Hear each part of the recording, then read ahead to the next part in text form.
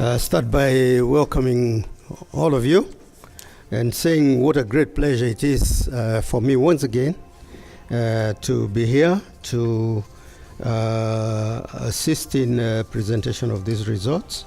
So I think we have our shareholders here, those who are with us, representatives of the investor community, board and management and staff of the company, members of the media and the online community, invited guests, ladies and gentlemen.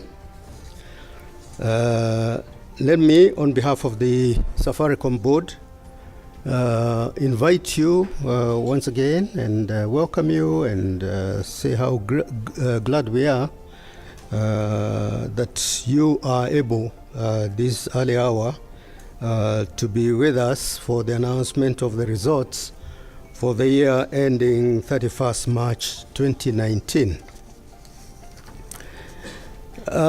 From every angle, we can say that last year was a very challenging year for our business. We were hoping that there will be an economic turnaround in the country. But this did not materialize, and the result is that with depressed credit and strained consumer budgets, recovery of the economy was difficult. Nevertheless, the services sector registered broadly strong performance, led by growth of subsectors such as ICT, wholesale and retail trade, transport, tourism, and real estate. This growth was not without challenges. The ICT subsector, for instance, continued to feel the heat of prevailing economic conditions as the effects of increased taxations, including, as you will remember, taxation on mobile services and inflationary pressures registered in the form of lower discretionary spending by the people. Against this backdrop, we have witnessed sector growth, which, however, plateaued as the traditional drivers become saturated. The voice business has been growing at a single-digit rate, while short messages have been on decline for some time now. So the easy options are getting pretty well exhausted. With over 49.5 million mobile phone subscribers, in a population of 52 million people, you can see quite clearly that our industry will have to look elsewhere in order to sustain growth. This not only calls for additional investments and innovation, it also calls for supportive regulatory environment.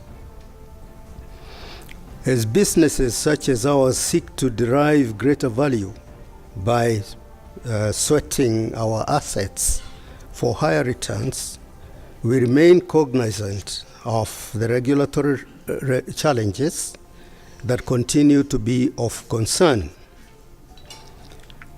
Our position on the ongoing dominance discussion in response to the so-called analysis Mason competition report remains that any intervention, either through the regulatory or the legislative process, should encourage innovation and investment rather than act to stifle these developments. We are aware, and some of you will be aware too, that the National Assembly Committee on ICT has already concluded and tabled its report on the inquiry into the legislation and regulatory gaps affecting competition in the telecommunications subsector. This report was adopted by the House in April, paving the way for implementation of recommendations by the relevant government bodies. While we await the outcome of this action, the follow-up action from this National Assembly decision, we remain hopeful that Parliament and the regulators will continue to engage us in a more consultative manner, as we believe we have capability to contribute to an eventual mutually beneficial outcome. The need for public participation should be extended to the private sector. Meaningful deliberations between state actors and the private sector players, especially on regulation, laws and interventions that have the potential to negatively affect business, are critical to safeguarding the interests of all stakeholders and not just a few interested players. Legislation and regulation that seeks to forcefully reorganize the operational structure of companies are not pro-business. They limit the ability of businesses such as ours to thrive and to transform lives by restricting investment, innovation, and growth. We feel strongly that such legislation should not be canvassed without proper framework and engagement. It is our hope that relevant ministries, Parliament, and those concerned as regulators will involve us at the right level, in order to come to a more considered outcome. Ladies and gentlemen, as I have said many times, we understand that there is development and growth in competition. In particular, we are aware that there are proposals by some of our competitors to merge their businesses, and we consider this to be progressive, and we hope it will bring more competition and more investment into the industry, resulting in greater efficiencies and innovation for the benefit of customers. Safaricom welcomes fair competition on a fair playing ground, where investment, strategy, innovation, and brand promise are the true differentiators, as opposed to the use of regulatory support systems as a means to success. In closing, I'd like to say that despite the risks our business faces, we remain confident that by meticulously executing our strategy, seeking new growth opportunities, and staying true to our purpose of transforming lives, we will continue to generate considerable shareholder value and wealth, and deliver the shared value to a broader stakeholder base. Over the last 18 years, Safaricom has built a business founded on our innate desire to do more than just connect people to each other. We have been able to do this thanks for your continued faith in our vision, your patience with us, and your unwavering support and loyalty. So, on behalf of the Board of Directors, the management and staff of the company, I would like to take this opportunity to say thank you. Thank you for believing in us, for standing by us, and for trusting us to deliver what we promise. I would like to take this opportunity to thank the management of Safaricom, the executive committee, and also, obviously, my directors, many of whom are here today, for commitment to delivering our results and promise, and for working closely with the board of directors. The board is deeply connected to the execution of the company's strategy and has made a significant contribution towards positioning Safaricom as a business that is fit for the future. The results you will hear today are the fruit of that collaboration. With that said, I would like to once again thank you all, thank the management, thank my directors, and would like now to invite our CEO, Bob Collymore, to share his highlights on the business and to lead on to the presentation of our results for March 2019. I thank you all and wish you a good morning. This has been a tough year for many businesses across the country, and I believe actually we're all feeling it. The prolonged drought has had an impact on food-driven inflation, which has been forcing our customers to make tougher choices every day. In response, we have actually found it necessary to adjust our strategy in order to continue delivering greater value to our customers, while at the same time protecting shareholder value. And I'll be honest, it's not always been easy over the past year. Now, despite that, and guided by the Sustainable Development Goals, we continue to innovate, to work with partners who share our vision of transforming lives, and to enhance the delivery of services in finance, in agriculture, in healthcare, education, amongst other things. Now, this commitment to transforming lives has seen us invest in our communities, empowering millions of Kenyans, and creating the kind of impact that's only possible when you put purpose and people first, because it really is only through that way that the profit has flowed and, I hope, will continue to flow. Mobile technology is a powerful tool for development, and we've seen firsthand how it can be used to address the challenges which are facing the health sector. Last year, we launched the Maternal and Newborn Health Program, which seeks to reduce the number of maternal and newborn deaths in counties such as Lamu. And by providing maternal shelters where pregnant women can be accommodated and given antenatal and skilled deliveries, we were able to ensure that they don't have to travel for many hours on motorbikes to reach the nearest health facility. Because, frankly, we don't believe that any woman should lose her life in the process of bringing forth another life. Beyond healthcare, we sought to deepen commercial engagements by carrying out a nationwide campaign, which many of you would have seen, called Ndoto Zetu. When you were born a Kenyan, that phrase Ndoto Zetu is not an easy one to pronounce. So it's taken quite a bit of practice last night to get that right.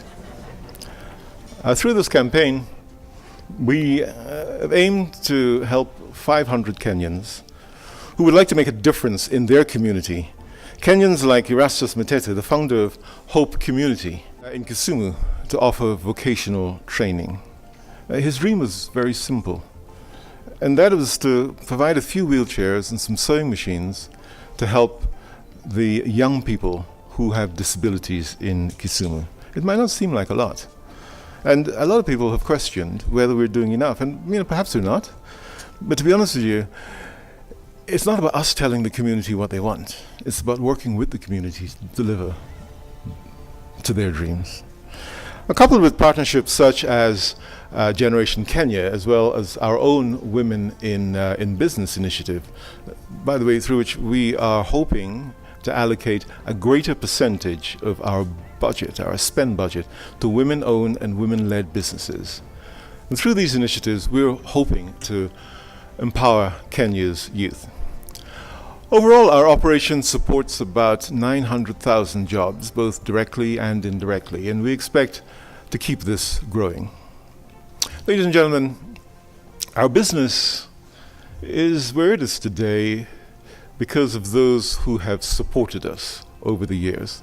So last year we celebrated our 18th birthday by reaffirming our commitment to our customers. And this is our promise, Nawekile Wakati. And it is our way of saying that we understand the challenges that Kenyans face, and we are willing to do something to ease their burden. Now, to effectively respond to some of these challenges that we identified, we adjusted our voice and our data pricing. And we give our customers much more control over their data usage and premium rate subscriptions. To cushion them from the increase in the excise duty, which was prescribed by the Finance Act in 2018, we actually made the bold decision to absorb the additional taxes which we charged on our data bundles. Now, this was a strategic move which is informed by the need to ensure the affordability to access for all, which is key to supporting Kenya's digital transformation. Now, the result was a short-term impact on our revenues, but it allowed us to regain our leadership as Kenya's most trusted brand.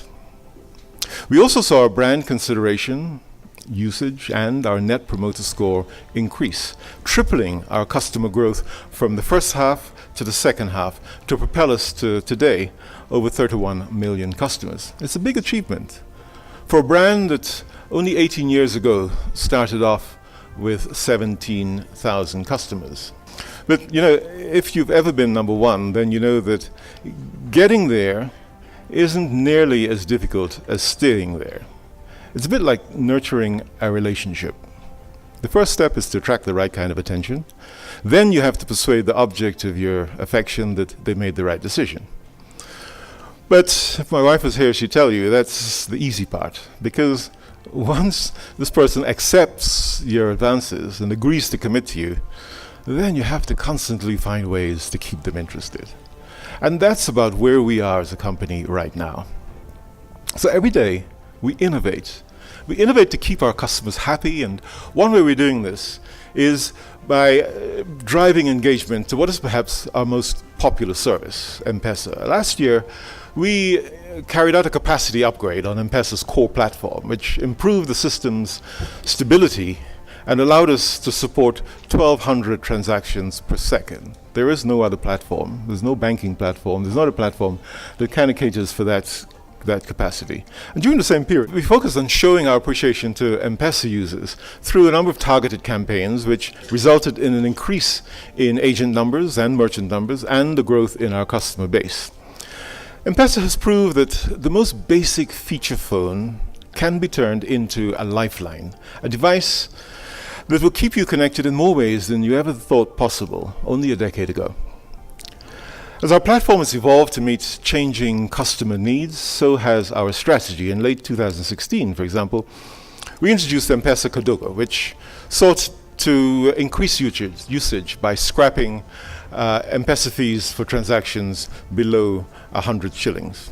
And this was followed by a reduction in our Lipa na M-PESA charge for buy goods merchants, where we reduced the fees by 50% in 2017. Now, these decisions actually adversely impacted our revenue in the short term, but are now beginning to bear fruits, as you're going to see shortly. Now, encouraged by this, and armed with valuable lessons providing Kenyans with safe, reliable, affordable mobile money transfer payment services, we sought to enrich our ecosystems by adding even more use cases and embarking on a journey that will take M-PESA to the world. So M-PESA Global was a platform which was born out of this dream. It was a dream to connect our customers with greater opportunities and to enable them to do more, both within and beyond the Kenyan borders. And to do this, we partnered with a number of global players to facilitate international money transfer payments and e-commerce. These strategic partners have seen more customers transact on PayPal, on Google Play Store, as well as AliExpress, which is China's largest e-commerce platform, where they pay for their purchases using M-PESA. In January this year, which is nearly 3 centuries after the very first overdraft approval was recorded by the Royal Bank of Scotland, we launched Fuliza. And Feliza was the world's first contextual mobile money overdraft facility.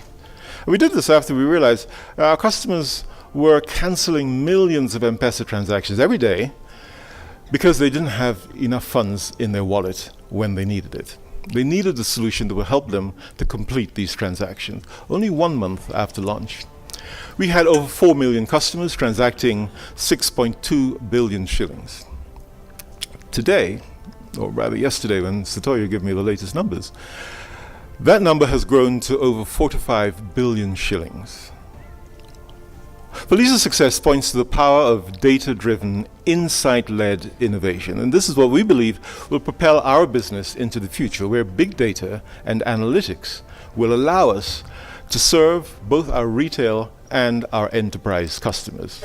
We're already positioning M-PESA as an enabler of business, selling it as a reliable solution for cash-light revenue collection. For example, by partnering with the county governments to introduce cashless payments, we're helping to seal the leakages and increase accountability. And by all accounts, this has boosted revenue collection by around 30%. Ladies and gentlemen, this is just a glimpse into the opportunities for growth of our enterprise segment. To tap into these opportunities and position our business as a digital service provider, we've aligned our enterprise strategy to focus on 4 pillars.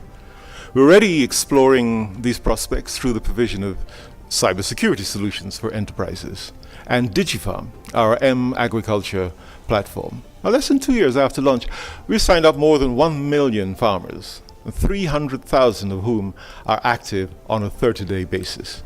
We've also opened 144 DigiFarm depots around the country to enable them to access quality inputs, which will help us to generate a pipeline value worth 4.6 billion worth of market demand.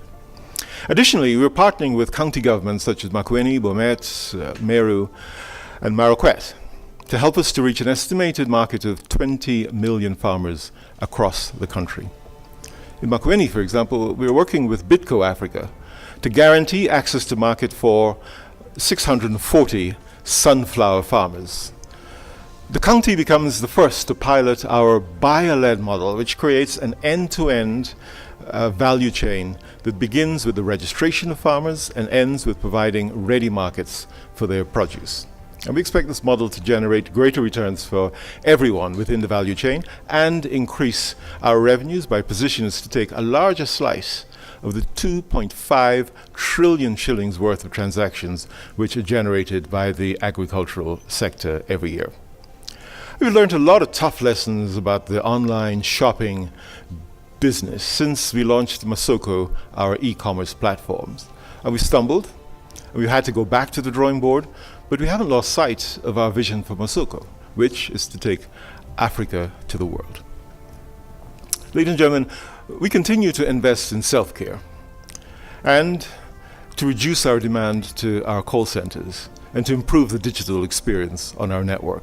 This has allowed us to address some of the security concerns associated with social engineering by enrolling 1.5 million customers on our voice biometric service, increasing the My Safaricom app downloads and uptake of our chatbot, Zuri, as well as to use our interactive voice response self-service channel. And to further propel our digital transformation, we've invested in improving internal processes, resulting in the digitization and automation of our distribution and sales channels. And this has seen us register 200,000 outlets as a first step towards transforming the retail experience. We've also enhanced our customer value management approach to include personalized pricing and design thinking in order to deliver innovative digital products and services to each one of our customer segments. Many of you will know this as Tunikiwa. These initiatives, coupled with employment of a liquid workforce, the liquid workforce is one where it is not fixed, it's not firm. So we're beginning to use students in the university when they have downtime, which give them the work experience as well as give us the flexibility in answering our customer calls, as well as opening up our new call center in Eldoret to meet demand. It has helped improve our efficiency and to improve the customer experience on our network. Now, this success of our business is heavily dependent on our ability to connect people to people, people to knowledge, and people to opportunities, wherever they are in Kenya, and indeed wherever they are in the world. And it's not just about providing the bare minimum in voice, SMS, and data service. It's about investing in enablers that allow our customers to connect to each other and to connect to the world around them. And the last financial year, we grew our fiber footprint to pass more homes, bringing more customers within reach of fast, reliable internet connectivity. We've also increased the number of sites to widen the reach of our 3G and 4G coverage, which now covers 93% and 57% of the population, respectively. Now, sustained investment in our network means that we now have over 2,700 4G sites, which covers every major town across the country. But we're not stopping there.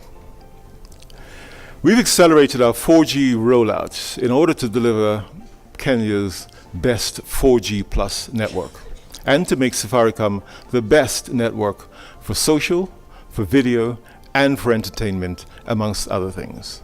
So by December 2019, we expect to nearly double our 4G sites to about 5,000, adding an extra 2,000 sites. Now, this will effectively increase our 4G coverage to more than 600 Kenyan towns, ensuring that more people from all over Kenya, from Loya in Turkana to Tula in Tana River County, that they can enjoy faster, more reliable connectivity. The expansion will also widen our 4G coverage to 80% of Kenya's population, supporting deeper smartphone penetration through provision of more affordable devices, enabling high-definition voice and video, and allowing us to connect more Kenyans to the opportunities presented by internet access through partnerships with companies like Google and Facebook. So in closing, ladies and gentlemen, we have faced some turbulent times. In spite of this, our business continues to deliver ahead of guidance, generating considerably impressive returns to our shareholders. We continue to grow ahead of Kenya's GDP, increasing the service revenue by 7% to over 240 billion shillings. This is evidence of a very sound business strategy. I'm confident that we will continue to execute this strategy with precision, putting our customers first, delivering products and services, and enhancing the efficiency in our operations in order to achieve our purpose of transforming lives. Let me hand over to Satish, who will take you through the details. In a year where macro pressures weighed on customer choice, we continue to generate positive growth momentum. Our service revenues, as Bob mentioned earlier, grew by 7% year over year. Thanks to this and a strong operating performance, you can see EBIT, or our earnings before interest and taxes, have grown 13.1% year over year. Net income grew by 14.7% to close at 63.4 billion shillings, or in other words, earning per share grew by 14.7% to close at 1.58 shillings per share. Free cash flow grew by 13.9% year on year, even as we maintained our capex investment, thus highlighting the strength of our business model. At half-year results, Bob spoke about our campaign, Navakila Wakati, and us renewing our commitment to our customers. We are very pleased to see the result of this bear fruit with an impressive turnaround in customer numbers. As can be seen in the chart, on the top left of the screen, we added 2.3 million customers this year, a 58% increase compared to the 1.4 million customers that we added in the previous year. Overall growth in customers was 7.7% year on year. You can see from the bottom of this slide that the 7% year on year growth was primarily driven by customer additions, reflecting a shift in our business model. From the waterfall slides on the left, you can see that the revenue growth for the year was driven by M-PESA, which grew at 19.2% year on year and accounting for almost 75% of the growth for the year. As Bob mentioned earlier, we address mobile data affordability issues in the second half, resulting in an easing in the growth of mobile data revenues. Mobile data revenues grew at 6.4% year over year and contributed 1 percentage points to the growth pie. We will unpack this in a bit more detail in the slides later. The third block on the waterfall slide is the fixed data, which grew at 22.7% year over year and contributed just under 1 percentage points to the total growth. You would also see from the pie charts on the right side of the slide that M-PESA now accounts for 31% of service revenue. This represents an increase of nearly 8 percentage points from just over 3 years ago, thus reconfirming the resilience of our business model compared to traditional telcos.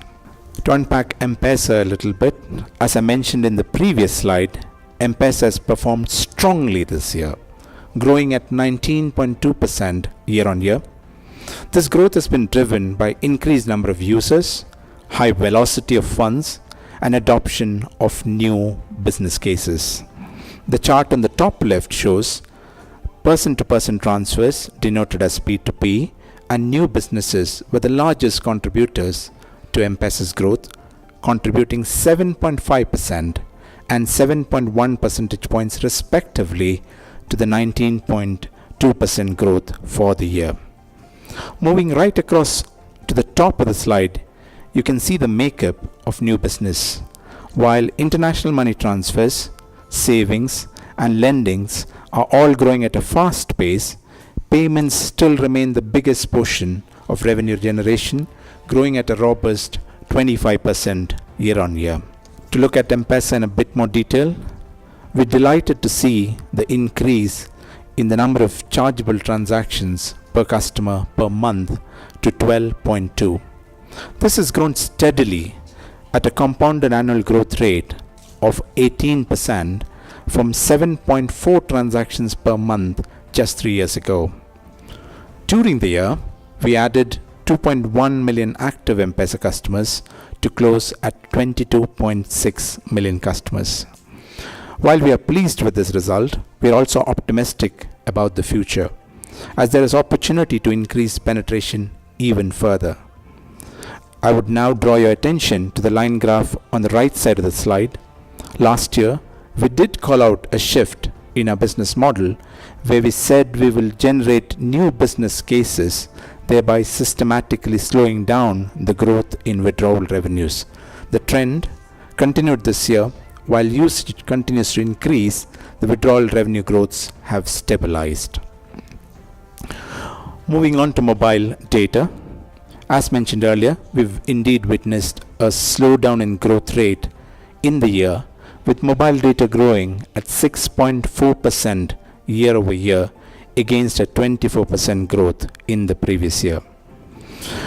Early on, Bob spoke about our decision to rationalize our data pricing in order to address some of the underlying issues that our customers were facing.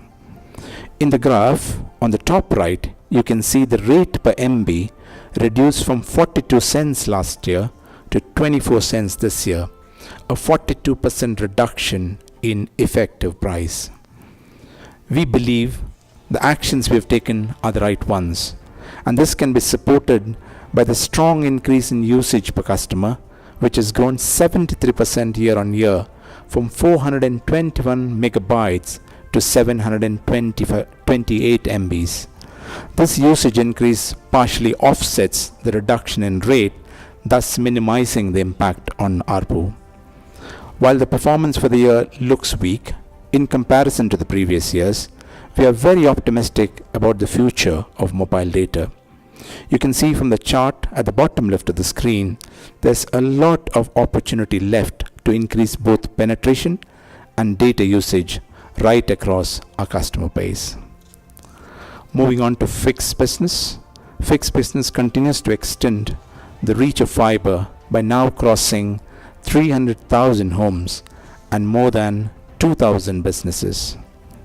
On the home side, the number of homes connected has more than doubled year on year, and we have improved the penetration rates by 4%, now closing at 38% penetration level. There is opportunity to increase this even further in the coming year.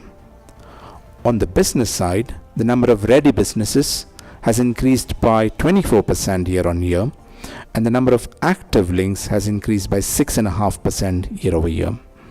We see further opportunity in converged services of data, content, smart home, and fixed mobile. This is expected to drive ARPU in future. Now, to move on to profits. Ladies and gentlemen, I'm pleased to announce that EBIT, that's earning before interest and taxes, recorded a growth of 13.1% year on year, underpinned by a strong focus on cost optimization. You can see on the left side of the bridge, the cost growth has been marginal compared to the revenue growth. As a result, EBIT margins improved by 1.9 percentage points year on year. All of this has resulted in increased earning per share for the period, and we will continue to see that we generate solid returns for our shareholders. Moving on to cash flows. In the year, we've improved our net cash position by 10.5 billion shillings, closing at 20 billion Kenyan shillings. This was achieved while maintaining our capex investment. We invested 37.3 billion Kenyan shillings, nearly 1 billion Kenyan shilling more than the previous year, increasing and expanding our 3G and 4G coverage and investing further in our M-PESA platform. You would see from the bottom right of the slide that with a continued focus on monetizing what we invest, our capex intensity has now come down to mid-teens level. While this continues to reduce year over year, it still remains above industry standards as we strive to provide the best technology for our customers. With that, we come to the guidance for the coming year. As we look forward to the new year, our guidance on EBIT moves from 89 billion shillings to a range of 93 to 97 billion shillings in the coming year, while capex remains in the range of 36 to 39 billion shillings. To close with, I would like to briefly talk about dividends. We pride ourselves on our ability to continuously deliver value to our shareholders. We are proposing a dividend of 50 billion Kenyan shillings, an increase of 13.6% when compared to the last year. This equates to a dividend of 1.25 shillings per share. Ladies and gentlemen, they say the best is always reserved for the last. In addition to the normal dividend, we're delighted to also propose a special dividend for this year, totaling to 25 billion shillings or 62 cents per share. We reviewed the position of our balance sheet, and given its strength, we believe there was scope to reward our shareholders this year as a thank you for your continued loyalty. With that, I come to an end of my presentation. I request Steve to come back on stage. Thank you.